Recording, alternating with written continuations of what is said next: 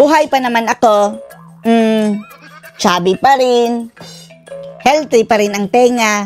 I can hear you loud and clear. At fake news, yung kumakalat na chismis laban sa akin. Na-stroke daw ako matapos ako ipatawag ni BBM sa Malacanang. Oh, yan talaga ang statement ng kampo ni Tamba, mga kababayan, na hindi daw totoo ang mga bali-balitang na-stroke siya. Alive and kicking daw si Tamba at buhay na buhay ang kanyang pagkabuhaya. Oh, bagamat mga kababayan, hindi po siya ang mismong nagsalita, kundi ang mga alipores niya. Nasaan nga ba si Tamba? Pero wala kami pake. Oh, kahit pa hindi ka mapakita, Tamba, wala kaming pake. At ewan lang natin mga kababayan ha, kung totoo bang na-stroke itong si Tamba o na-hospital lang.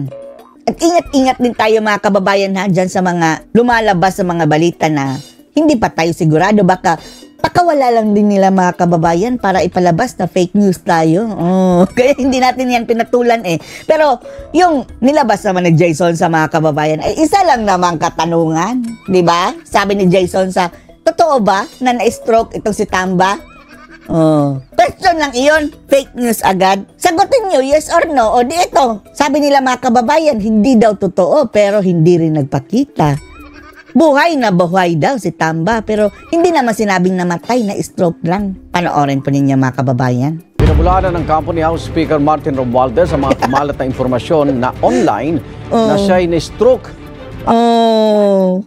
Dalawa na kayo, Arnold Clavio. Di ba na-stroke ka din? Tapos mga kababayan, nung nakarecover ito si Arnold Clavio, galing sa pagkakaratay mga kababayan dahil pumutok ang ugat dyan sa batok. Binanatan agad si VP Sara Duterte, kanta-kanta agad na, Shiminet! Oh. Ngayon mga kababayan, siya na nagbalita na fake news daw na na-stroke si Tamba. Hindi naman tayo nagtataka ha, kung na-stroke itong si Tamba base sa kanyang itsura. Pero mayayaman ang mga taong ito mga kababayan, mabubuhay iyan. Masamang damo yan eh. At na-ospital umano. Sabi ni Romualdez, hindi ito totoo at lain lang nitong lituhin ang publiko. Kung wala kaming pake, kahit pa tumira ka dyan sa ospital, nandyan ka man. Ng kanyang opisina na maayos ang kalusugan ng House Speaker at nagagampanan niya ang kanyang responsibilidad sa Kamara. Paano na lang ang ambisyon na maging Prime Minister? Mag-exercise ka, Tamba. Hirit pa ni Romualdez, baka raw may mga detractors ang may pakana nito dahil sa mga nangyaring pagdinig sa Kamara. Anong mapapala namin? So what kung ma-stroke ka? Marami namang na-stroke na mga kababayan no, yung mild stroke. Detractor agad. Mapapalitan ka na ba, Romualdez? Pwera na lang kung kumatos. Pero hindi po kumatos mga kababayan. Ang tanong ni Jason, na-stroke ka ba? Yes or no? Ngayon, sagutin mo na lang ng yes or no. Sabihin agad na fake news. Andyan si Tulfo mga kababayan. Ang sabi mga kababayan, tapang daw at tapang at tao. Pero ngayon mga kababayan, tahimik pa sa sementeryo. Binira pa si Sara. So, grabing disappointment natin dito kay Tulfo. Grabing disappointment natin dito kay Tulfo mga kababayan. Ang sabi niya, gabundok na ang ebidensya laban kay VP Sara Duterte sa paglulustay daw ng pera ng bayan. Diyos mio. Yung katabi mo, Tulfo, hindi mo nakikita ang paglulustay niyan? Matapang lang ito mga kababayan sa mga maliliit na tao. Kagaya natin, pwede tayong birahin na ng mga tulpong iyan. Pero pagdating dito mga kababayan sa totoong problema ng bayan, ngangag-ngag, Tamba, tahimik, luhod si Tulfo. Tatapusin na ngayong araw ng House Committee on Good Government. Wig! BMW, buhok mo wig! Gabyo, eto nang kinantahan mo ng Shiminet, Anti-Duterte yan mga kababayan. Galit na galit siya kay Sara. Palibasa mga kababayan, kapangalan ni Sara Balabagan na nabuntisan niya. Mangkanor. Public accountability ang investigasyon sa paggasta sa confidential funds ng Office of the Vice President. Tinapos na nila mga kababayan ang hearing kay Sara Duterte dahil nakuha na nila ang kanilang purpose masampahan ng impeachment si VP Inday. Di ba masyadong cheesy mga kababayan pagkatapos sampahan ni VP Inday ng impeachment tapos agad ang hearing? Obvious ang mga animal. At Department of Education.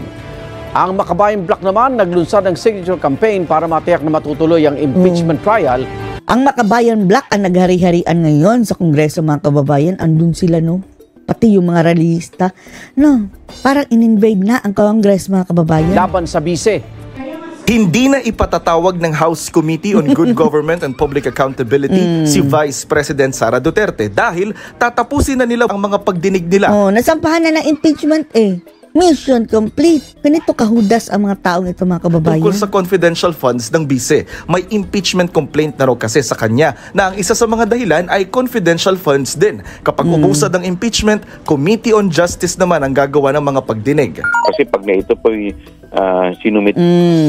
Itong si Chihuahua, mga kababayan, oh. Kayong mga taga Maynila, sige, iboto nyo pa ang Chihuahuang iyan.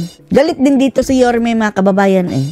Although hindi tayo fan ni Yorme, ha, Isko. Pasensya ka na, Yorme, ha. Pero pabor tayo eh, na binanatan niya itong asong ito, mga kababayan, Chihuahua na ito. Pag nung iboto, ang ungas ito. Sa Committee on Justice, automatic paharapin na rin po siya dyan. Ito po talagang purpose na itong Ang purpose ay birahin si Sara Duterte. ginagawa po namin investigasyon ay in aid of legislation. In age of legislation na lagi ang kanila palusot, mga kababayan. Pero wala. Ipakita mo kung anong legislation ang nagawa mo. Nakafocus na kayo sa Vice President eh. So meaning, mga kababayan, yung batas na ginagawa nyo ngayon ay para lang sa Vice Presidente. Sinong pinaglolo ko mo, Chihuahua? We were able to come up already with legislative bills na ipapasa po namin. Dahil nag-iimbestiga na rin daw ang militar, hindi na iimbestigahan ng komite sina Colonel Raymond Dante Lachica Sige, kantihin nyo ang militar. Pag ito, mga kababayan, pati militar, bababuyin nila. Masu-shortcut ang inyong mga termino, mga buhaya at kayo. Colonel Dennis Nolasco, mga security officer ng bise na pinagbigyan daw ng milyong-milyong pisong confidential funds. Ang inaantay natin, mga kababayan, nung AFP, ipakontempt nila. Dahil ang mga polis, mga kababayan, iniisi-isi nila, mga kababayan, nakokontempt yung ilan. Pero ang antayin natin kapag eto mga AFP, mga sundalo, mga kababayan, lalong-lalo na yung mga nasa PNA, ipakontempt nyo. Subukan nyo lang. Nakikita po namin dito, magtataki pa na lang po dito. Oo, ikaw.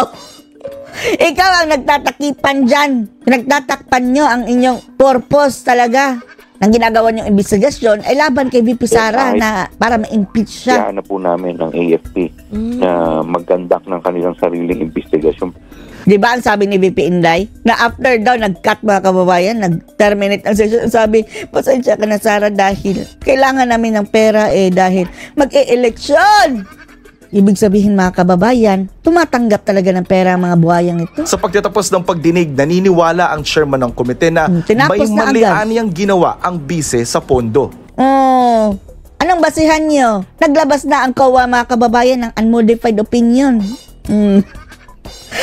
Ang sabi pa rin nila, na flag ng COA, yan ang basihan. O ngayon, tinanggal na ang flag.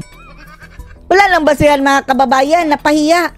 Kaya tinapos. Kung ito naman po talaga ay nagamit sa tama, dapat umpisa pa lang. Lahat sila hindi na nagtago Nagtago, hindi sila rumirespeto sa inyo dahil alam nila nabababuyin sila. O ipapakulong, ipapakontempt kahit walang kasalanan, mga kababayan. Basing in their assumption at bintang nila. Dahil in aid of prosecution yan At ang purpose niyan ay para ipahiya si VP Sara Duterte.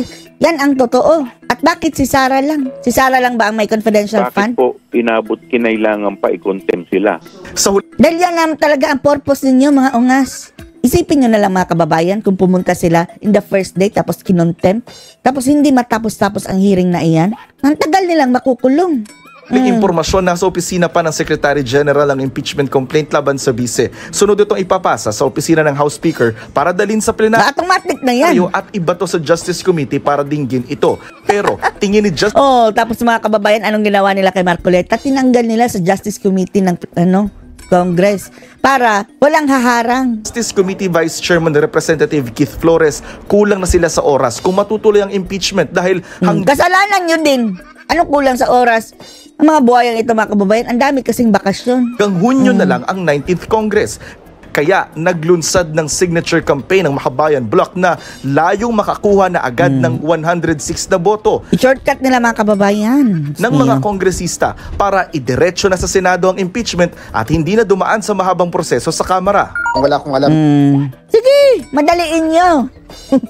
na nangangampanya to secure the signatures. Walang alam na nangangampanya. Hayagan na nga si Franz Castro na mayroon na doon silang na-convince mga kababayan. Sinungaling Sa itong Cebu umas na City, to. nagtipon sa Plaza Independencia ang mga taga-suporta ng bise na tutol sa impeachment.